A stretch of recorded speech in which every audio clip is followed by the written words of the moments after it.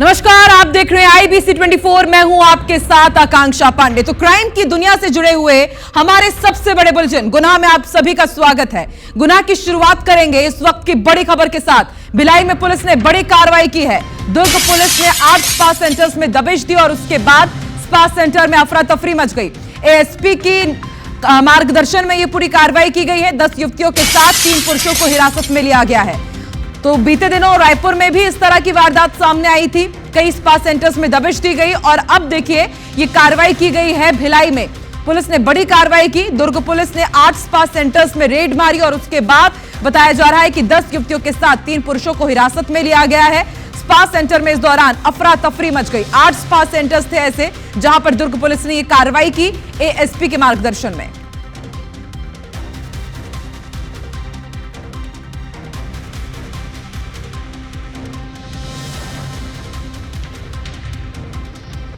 छत्तीसगढ़ में एक बार फिर हनी ट्रैप का मामला सामने आया है। एक युवक फिर हनी ट्रैप का शिकार हुआ। उससे 17 लाख रुपए की डिमांड की गई। युवक का वीडियो बनाया गया, लेकिन यह सब कुछ हुआ शादी से ठीक 48 घंटे पहले। शादी से पहले युवक किस तरह से बुरा फंसा, देखिए पूरी वारदात।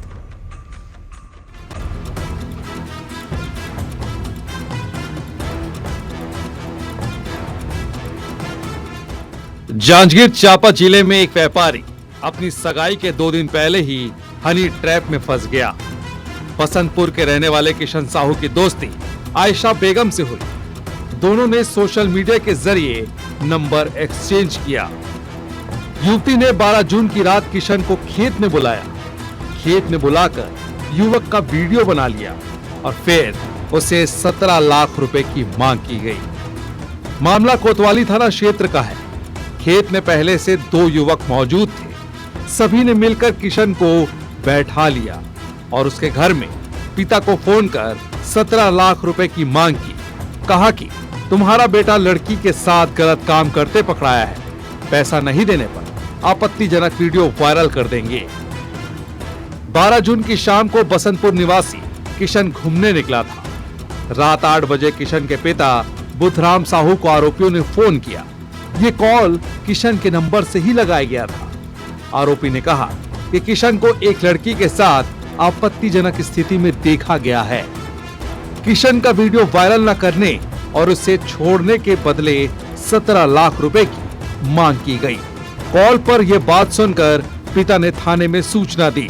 किडनैपिंग की शिकायत पर एसपी विजय कुमार पांडे के निर्देश पर जांजगीर थाना और साइबर सेल की टीम तुरंत एक्शन में आई। पुलिस की एक टीम आरोपियों के बताए जगह पर पहुंची। टीम ने पहरिया के पास खेतों में स्थित एक मकान में दबिश दी। यहां किशन को बरामद किया गया। साथ ही महिला समेत 2 आरोपियों को गिरफ्तार किया गया। बता दें कि आरोपियों ने इस तरह की घटना को पहली बार अंजाम दिया था, लेकिन पहली बार में बड़ी रकम ऐंठने के चक्कर में ये आरोपी पुलिस की गिरफ्त में आ गए। लड़के किशन साहू को किसी ने अपहरण कर लिया है और 17 लाख की फिरौती मांग रहा है और उसके लड़के के मोबाइल से ही फ़ोन किया है। और आज सुबह लड़की को बुलाया गया फ़ोन करके, सह आरोपी के फ़ोन से ही, कि तुम्हारा 50 रुपये ले जाओ। तो पैसे के लालच में वो लड़की आई। तो लड़की को भी राउंड अप पुलिस ने कर लिया है। इसमें एक आरोपी जो है वो फरार है अभी भी, मुख्य आरोपी, जिसका संपर्क लड़की से था। पुलिस ने दबिश देकर अभय कुमार सूर्यवंशी, भोजपुर की रहने वाली आयशा बेगम को गिरफ्तार किया। आरोपियों के कब्जे से एक बाइक और 2 स्कूटी जब्त की गई। पूछताछ में आरोपियों ने सोशल मीडिया के जरिए युवक को फंसाने की बात कही। पुलिस ने धारा 140 बीएनएस के तहत मामला दर्ज कर लिया है। एक अन्य फरार आरोपी की तलाश अब पुलिस कर रही है। राजकुमार साहू, आईबीसी 24, जांजगीर। सास बहू में खिटपिट और नोकझोंक आखिर किस घर में नहीं होती? जहां प्यार होता है वहीं तकरार होती है, लेकिन सास बहू के बीच की तकरार एक ऐसा जानलेवा मोड़ ले लेगी, इसका अंदाजा बालोद शहर के परिवार को नहीं था। तानों से परेशान होकर बहू ने सास की बेरहमी से हत्या कर दी कि बाद में सास को पहचान पाना तक मुश्किल था। देखिए बालोद शहर में हुई इस खौफनाक घटना पर आधारित हमारी एक क्राइम रिपोर्ट। 14 बार हंसिए से वार, सिर गला चेहरे पर हमला, सास को सजाए मौत। छत्तीसगढ़ के बालोद जिले में सास के तानों से तंग आकर बहू ने हंसिया से 14 बार वार कर सास की बेरहमी से हत्या कर दी। हत्या के बाद महिला ने पड़ोसियों को गुमराह करने की भी कोशिश की। बताया कि सास ने खुद पर हमला किया, लेकिन जब पुलिस ने घटनास्थल की फॉरेंसिक जांच की और सीसीटीवी फुटेज खंगाले, साथ ही महिला के हाथ पर चोट के निशान देखे तो सच्चाई सामने आ गई। पुलिस ने आरोपी महिला को हिरासत में लेकर पूछताछ की तो उसने जुर्म कबूल कर लिया। आरोपी महिला ने बताया कि उसकी सास अक्सर उसे बांझ कहकर ताने मारती थी, घर से निकालने की धमकी देती थी और इसी से परेशान होकर उसने अपनी सास को मौत के घाट उतार दिया। ये घटना बालोद के ग्राम बघमरा की है। 18 अप्रैल 2017 को बालोद जिले के ग्राम बघमरा में टिकेंद्र देवांगन से आरोपी महिला का विवाह हुआ। उसे उम्मीद थी कि ससुराल में उसे प्यार मिलेगा, लेकिन बच्चा न होने के बाद उसे अपनेपन की जगह अपमान मिला। शादी के बाद उसकी गोद नहीं भर पाई। इसी बात को लेकर घर में अक्सर झगड़ा होता। सास आरोपी महिला को आए दिन बांझ कहकर ताने मारती थी। कई बार झगड़े इतने बढ़े कि मामला सामाजिक बैठक तक भी पहुंचा। बालोद पुलिस के मुताबिक यह हत्या 10 जून को हुई। पति घर से बाहर था, घर पर सास और बहू अकेले थे। इसी दिन दोनों के बीच में फिर बहस हुई। दोपहर 12:30 बजे बहस के दौरान जब गीता ने खिलेश्वरी को घर से निकलने का ताना मारा और बांझ कहा, तो खिलेश्वरी किचन में गई और हंसिया ले आई। पहले गीता के पैर पर वार किया, फिर गले पर, और जब वो नीचे गिरकर पीछे मुड़ी तो पीठ पर वार किया और बिना रुके 14 बार सिर, गले और चेहरे पर तब तक वार करती रही जब तक सास के प्राण न निकल गए। बहू ने बाहर जाकर सूचना दिया था कि घर में सास ने स्वयं से घायल अपने आप को करके मृत अवस्था में पड़ी हुई है। संदेहास्पद स्थिति में संदेहजनक यह तथ्य पाए जाने पर उसकी बहू को बारीकी से पूछताछ किया गया, तो उसने फिर घर में रखे हंसिया से उस पर लगातार वार किया और उसे मौत के घाट उतार दिया। इस तरह से अपराध जुर्म स्वीकार करने पर उसे न्यायिक हिरासत पर भेजा गया। सास की हत्या के आरोप में पुलिस ने महिला पर हत्या की धारा BNS 103 के तहत केस दर्ज कर लिया है। आगे कार्रवाई की जा रही है। Bureau report, IBC 24। तो राजा रघुवंशी हत्याकांड में पत्नी सोनम और उसका प्रेमी राज अब पुलिस की गिरफ्त में है। पुलिस ने हत्या में साथ देने वाले अन्य आरोपियों को भी गिरफ्तार कर लिया है, लेकिन अब सोनम और राजा बार बार अपने बयान बदल रहे हैं। इधर राजा रघुवंशी का परिवार ऐसे दुख में चला गया है जिससे निकल पाना बहुत मुश्किल होगा। तो सोनम और राज का गुनाह साबित करने के लिए अब नार्को टेस्ट की भी तैयारी है। देखिए स्पेशल रिपोर्ट।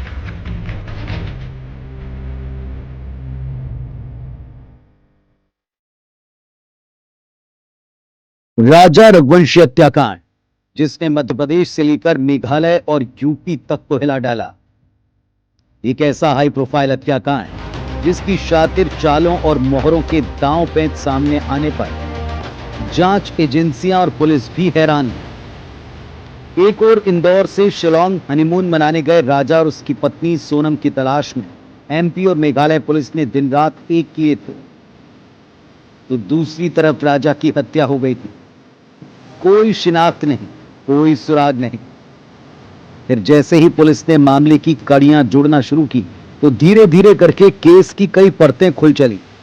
शिलांग की खाई से राजा रघुवंशी का शव बरामद हुआ। शुरू हुई तलाश राजा के कातिलों की, और फिर सामने आई राजा की पत्नी सोनम।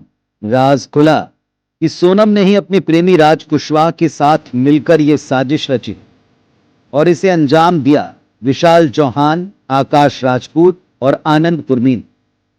किसी क्राइम थ्रिलर मूवी की तरह मामले में खुलासे होने शुरू हुए। जैसे ही पुलिस ने सोनम के प्रेमी राज कुशवाहा को धर दबोचा, वैसे ही नाटकीय अंदाज में मास्टरमाइंड मानी जाने वाली सोनम ने खुद को यूपी पुलिस के सामने विक्टिम की तरह पेश किया, सरेंडर किया। मामले की तफसील से जांच करने वाली मेघालय पुलिस ने सोनम समेत 5 आरोपियों को गिरफ्त में लिया और उनसे अब सिलसिलेवार पूछताछ जारी है। लेकिन इस पूछताछ में किसी मंझे हुए विलेन की तरह सोनम और राज कुशवाहा पल पल अपने बयान बदल रहे हैं। सोनम की गिरफ्तारी के बाद लग रहा था कि इंदौर के राजा रघुवंशी की हत्या का मामला सुलझ गया, लेकिन यह केस और उलझता जा रहा है।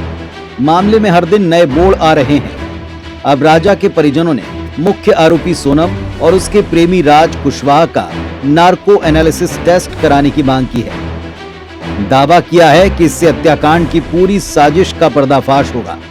मेरी पहली जांच के लिए ये मांग गई मेघालय सरकार से कि जिस तरह से गुमराह करके घुमा रही है राज और सोनम, तो इनके नार्कोटिक्स मांग करी जाए। इससे और भी चीज़ साथ में आएगी। ये क्या करते थे, इन्हें कैसा बिजनेस करा है, कहाँ से हवाले की हमको खबर सुनने में आई है। तो नार्कोटिक्स की मांग मैं इसलिए कर रहा हूँ और उसको डबल से डबल आजीवन कारावास दिया जाए। सोनम और राज जो है दोनों पुलिस को गुमराह जो कर रहे हैं, तो हम लोग 4 इसमें हैं। तो इसमें एक बार नार्कोटिक्स की जांच होती का भी है, तो इसमें सोनम कितना झूठ बोल रही है, ये सारी चीज़ बाहर निकल जाएगी सभी आरोपी की। क्योंकि हमें जहाँ तक लग रहा है इसमें आरोपी जो है एक प्रकार से जो झूठ बोल रहे हैं वो कहीं ना कहीं इसमें कुछ और निकल सकता है। राजा हत्याकांड के 5 आरोपी पुलिस गिरफ्त में हैं। पुलिस मामले से जुड़े हर पहलू की बारीकी से पड़ताल कर रही है। वहीं हत्याकांड के सबसे बड़े आरोपी सोनम और राज कुशवाहा लगातार बयान बदल रहे हैं। क्या ऐसे में इनका नार्को टेस्ट होगा और क्या इससे हत्या की गुत्थी सुलझ पाएगी? ये इस वक्त के बड़े सवाल हैं। Bureau report, IBC 24। इधर राजा रघुवंशी हत्याकांड मामले में 2 नए किरदारों की एंट्री हुई है। दरअसल गाजीपुर में सरेंडर होने के पहले सोनम को बनारस के बस स्टैंड पर 2 लड़कों के साथ देखा गया था। राजा रघुवंशी के भाई सचिन के पास बनारस से एक फोन पहुंचता है और ये फोन कॉल आया था बनारस से, जिसमें एक युवती ने बताया कि सोनम कोई 2 लड़कों के साथ बस स्टैंड पर दिखी। अब ऐसे में एक और बड़ा सवाल उठ खड़ा हुआ है कि क्या राज कुशवाहा के अलावा भी सोनम किसी दूसरे युवक के कांटेक्ट में थी? क्या राज कुशवाहा को सोनम ने मोहरा बनाया था? नमस्ते। नमस्ते। आप राजा के घर से बोल रहे हैं? जी बोलिए। मैं उजाला यादव गाजीपुर से बात कर रही हूँ। जी मैडम। मैं आप लोगों को कुछ बताना चाह रही हूँ। जी जी। आप चाहे मेरे से फेस टू वो सोनम जो है जो गाजीपुर से मिली है, जी जी। वो बनारस से बस में बैठी हुई थी। आपको दिखी थी क्या वो? अरे वो बस स्टैंड पे 2 लड़के ने बैठाया था। मैं पूरा डरी हुई हूँ। मैंने जब से न्यूज देखा है ना तब से मैं बोल रही हूँ ये लड़की लग नहीं रहा था कि ये मर्डर मतलब ऐसा कुछ करा हुआ है। अच्छा अच्छा। जी जी। वो बनारस स्टैंड से CCTV कैमरा चेक करवाइए, सारा प्रूफ निकल जाएगा। मैडम ये कब की बात है कि ये बनारस में कब बैठी थी? कल परसों? ये मेरी मम्मी की डैड वो मैं परसों आई थी। अच्छा अच्छा, परसों आए थे आप? हाँ हाँ। जी जी जी। वो परसों नंदगंज में आई होंगी 1 बजे। हाँ। इनके साथ कितने लोग थे? 2 लोग थे क्या कि 3 अरे लोग थे? उनके साथ 2 लोग ऑलरेडी थे। उनको बस स्टैंड में बैठाए, खुद 2 लोग थे वो, ठीक है। और ये दुपट्टा ली हुई थी, ये दुपट्टा ली हुई थी, अपना मुंह को ऐसे कवर करके बस में बैठी थी। इसने सूट पहना था कि क्या पहना था? ये सूट नहीं पहनी थी, ये पैंट वगैरह ही पहनी थी, पैंट और T-शर्ट वगैरह ही पहनी थी, बट अपना कवर से उसने मुंह को, फेस को लॉक कर रखा था। अच्छा अच्छा अच्छा। यहाँ का बनारस स्टैंड का CCTV कैमरा निकलवाइए ना, सारा रिकॉर्डिंग मैं अभी निकला रहता हूँ बस स्टैंड का। वो तारीख क्या थी? कल की बात है कि परसों की बात है? वो ये परसों की बात है, परसों रात की बात है। परसों कितने रात की बात है? परसों वही 11 बजे की बात है। 11 बजे की बात है। रात की कि दिन की? हाँ, रात की बात है। वो वहाँ से बस स्टैंड पे रात में बैठी, बस में बैठी, गाजीपुर वाली बस में बैठी, और नंदगंज में वो बस से ही उतरी हुई है। अच्छा। मेघालय से कोई लड़की भाग कर आ जाएगी क्या यहाँ पे? हाँ, नहीं भाग कर सकते ना वो है? वो इतनी मेंटली नहीं है, वो पूरा साजिश, मतलब एक राजा को ब्लैकमेलिंग मुझे नहीं लगता था। वो बैठी हुई थी, वो मैंगो जूस जो होता है ना, मैंगो वाला, हाँ, वो भी पी रही थी। वो उस टाइम का नहीं लग रहा था कि बनारस में ही, आपने देखा? बनारस में ही बस स्टैंड पे ही उन्होंने बस लिया। अच्छा अच्छा। जी जी। 2 लोग साथ में थे और बात 2 लोग साथ में, उसको बस में भी बैठाए उन लोगों ने। हाँ हाँ। और वो लोग वहाँ से चले गए और उनको गाजीपुर की बस पकड़वाए। उनको ये नहीं वो एक बगल में बैठा हुआ था लड़का।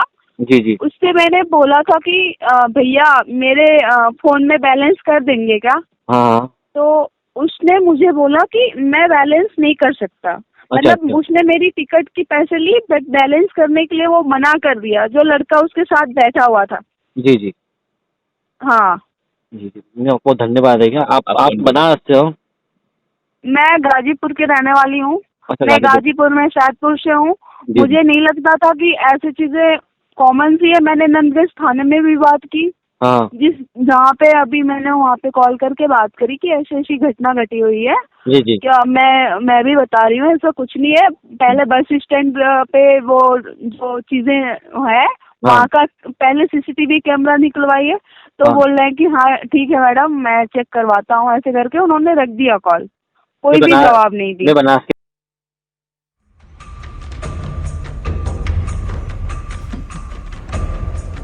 और IBC 24 के क्राइम स्पेशल बुलेटिन गुना में फिलहाल इतना ही। आगे देखेंगे बड़े शहरों की बड़ी खबरें सैटेलाइट्स में। नमस्कार।